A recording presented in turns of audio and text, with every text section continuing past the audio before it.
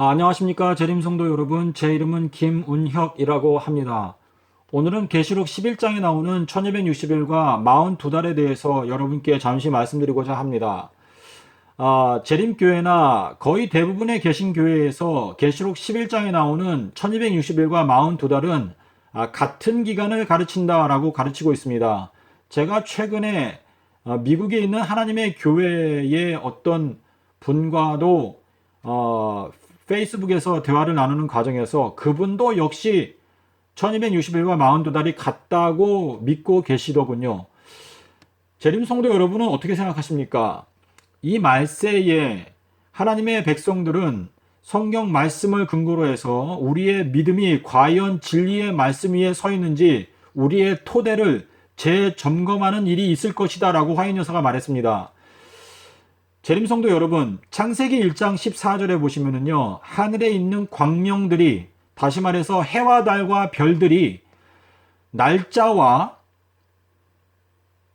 징조와 사시와 연한을 이루겠다라고 하나님께서 말씀을 하셨습니다. 자, 재림성도 여러분, 계시록 11장에 나오는 42달에 대해서 한번 생각해 볼까요? 한 달의 기간은 얼마입니까? 한 달은 달이 초생달에서 보름달이 되었다가 다시 초생달이 되는 그 기간을 한 달로 우리가 계산합니다. 한 달은 29.5일입니다. 계시록 11장에 나오는 42달은 1260일이 되어야 할 이유가 없습니다. 재림교회 신학자들이나 또 다른 개신교회 신학자들은 창세기 7장에 나오는 그 홍수의 이야기를 근거로 해서 그 당시에는 한 달이 30일이었기 때문에 계시록에서 말하는 예언을 풀 때는 한 달을 30일로 계산해야 한다, 이러한 주장을 하시더군요. 그러나 재림성도 여러분, 하나님은요 현재의 하나님이시고 산자의 하나님이십니다. 그리고 지금 현재 우리가 사용하는 달력이, 한 달이, 제가 말씀드리는 것은 태양력을 말씀드리는 것이 아닙니다.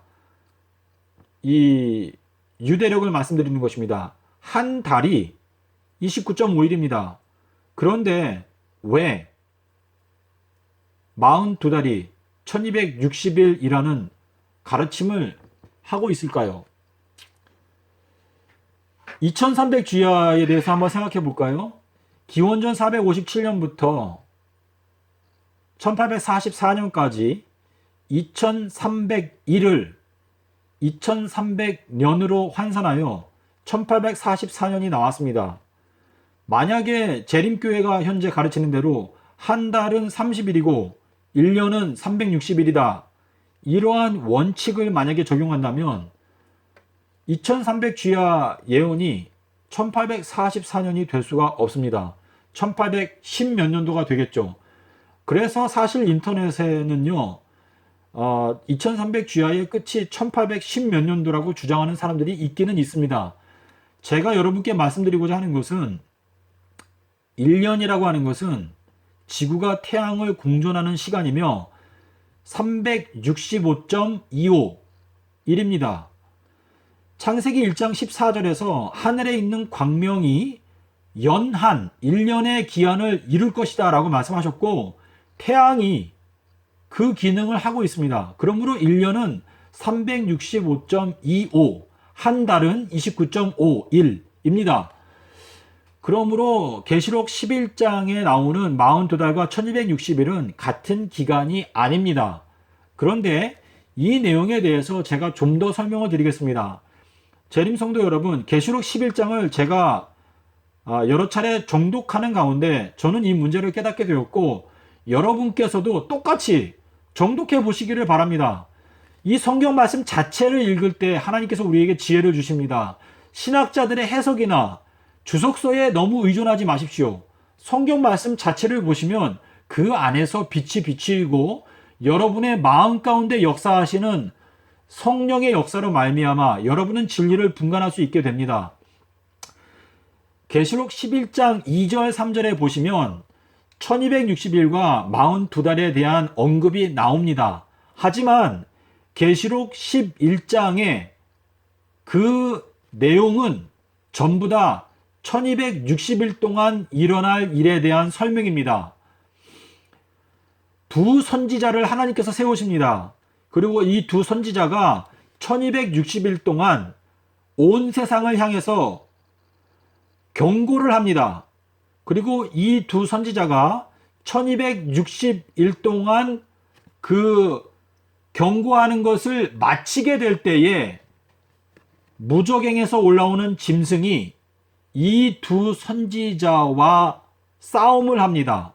그리고 이 짐승이 두 선지자를 죽입니다. 이 두 선지자가 죽고 나서 3일 반 뒤에 부활하여 하늘로 승천하는 장면이 나옵니다. 그 다음에 나오는 말씀이 14절인데요. 계시록 11장 14절을 여러분께서 꼭 보시기 바랍니다.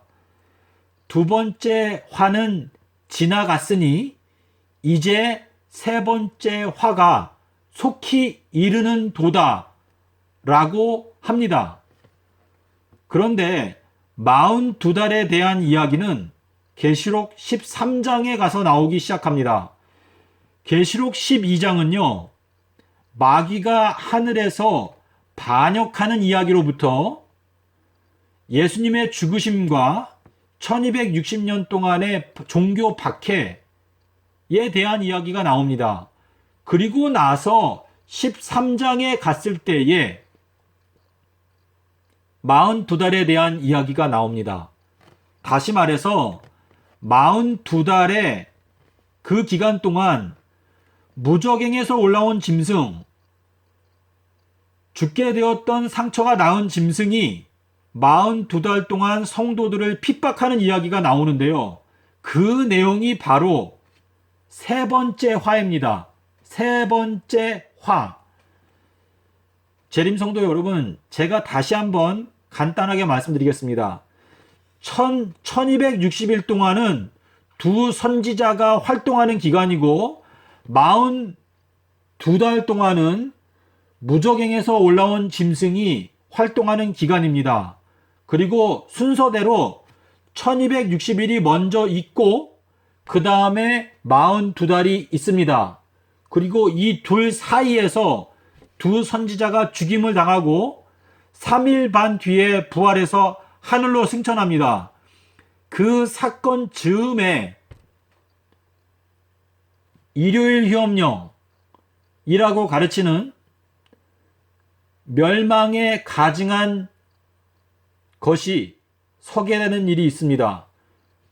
그리고 42달 동안의 핍박이 있습니다. 요 문제를 여러분께서 올바로 생각하게 되실 때에 다니엘서 9장 27절에 나오는 이레의 절반에 대해서 여러분께서 깨닫게 되실 것입니다. 계시록 11장 11절에 나오는 3일 반 뒤에 두 선지자가 부활하여 하늘로 승천하는 그 장면은 또 한 번 보여주시는 요나의 표적입니다. 마가복음 8장 31절에 나오는 인자가 3일 후에 부활하리라. 이 내용을 기독교에는 지난 2000년 동안 믿지 않았습니다. 그리하여 예수님께서 금요일날 돌아가셨다는 엉뚱한 오류를 진리인 것처럼 가르쳐 왔습니다. 그렇기 때문에 하나님께서 계시록 11장 11절에서는 3일 반 후에 라는 표현을 선택하셨습니다. 왜냐하면 3일 후에라는 표현을 예수님께서 분명히 말씀하셨음에도 불구하고 예수님의 수요일 십자가 진리를 믿지 않기 때문에 하나님께서 계시록 11장에서 또 한 번 요나의 표적을 보여주시는 것입니다. 재림성도 여러분, 요한복음 8장에 있는 말씀으로 제가 기억하는데요. 너희 율법에도 이른 바와 같이 두 사람의 증거가 참되다 증거하였으니 라는 말씀이 있습니다. 그래서 계시록 11장에서 두 선지자가 죽임을 당하고 3일 반 후에 부활하여 하늘로 승천하는 모습이 나옵니다. 네, 요한복음 8장 17절에 나오는 내용인데요. 계시록 11장에서 하나님께서는 요나의 표적을 다시 한번 보여주실 것입니다. 그리고 이 두 선지자가 3일 반 후에 부활하여 하늘로 올라가는 모습을 보게 될 때에 하나님의 성령의 은총을 입은 자들은 그 사건으로부터 3년 반 뒤에 예수님이 재림하신다는 진리를 깨닫게 될 것입니다. 그리하여 2030년 4월 18일에 주님이 재림하신다는 것을 깨닫고 마지막 큰 나팔, 재림운동이 전 세계적으로 일어나게 될 것입니다. 재림성도 여러분, 2023년부터 1260일 동안 비가 오지 않는 일이 있게 될 것이라고 저는 믿고 있습니다. 재림성도 여러분, 하나님의 말씀은 이 우주를 붙들고 있는 강력한 힘입니다. 예수님께서 말씀하신 이 계시록의 말씀, 예수 그리스도의 계시, 이 말씀을 믿으십니까? 계시록 11장을 연구하십시오. 그리고 1260일 동안 비가 오지 않는다는 그 경고에 대하여 여러분께서 깨닫게 되신다면 그 경고는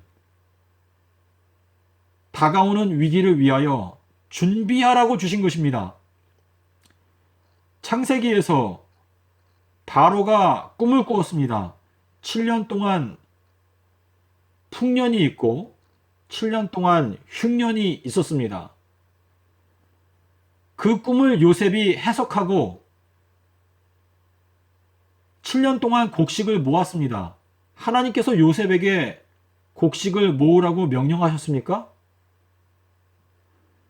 요셉은 그 꿈의 의미를 깨닫고 그 경고가 다가오는 위기를 위해서 준비하라고 주신 것을 스스로 알고 스스로 다가오는 위기를 위해서 준비하였습니다.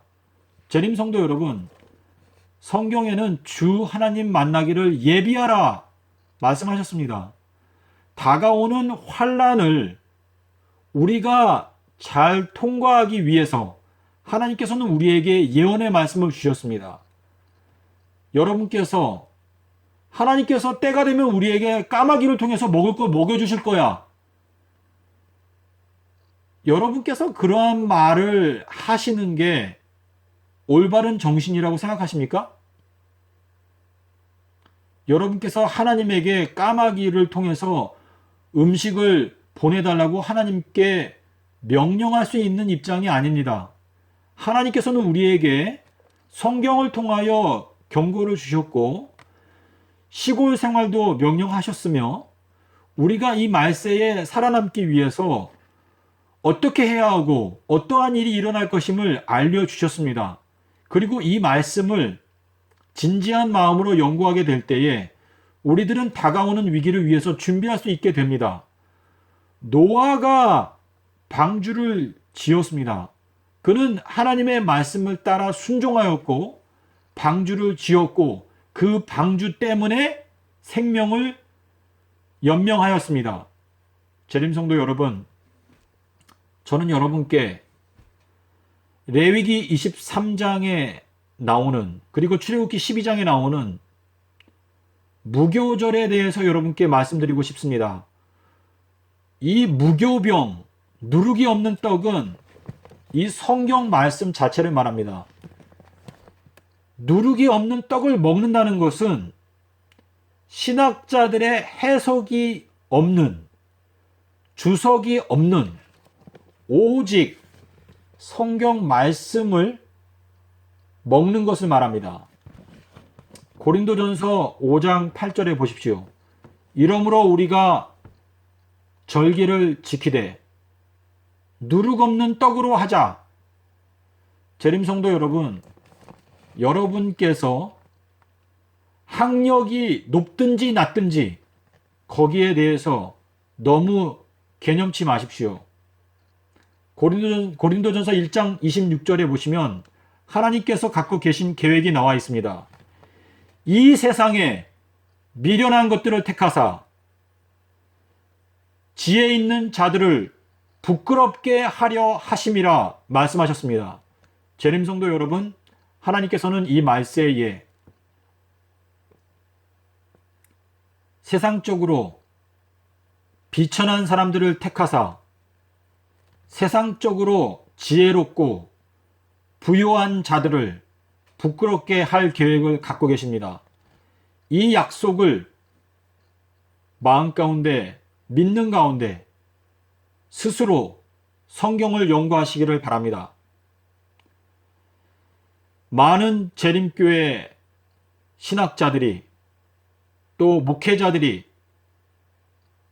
생각하지 못했고 이해하지 못했던 진리라 할지라도 하나님께서 원하신다면 비천한 사람의 마음 가운데 하늘의 빛을 비춰 주실 수 있습니다.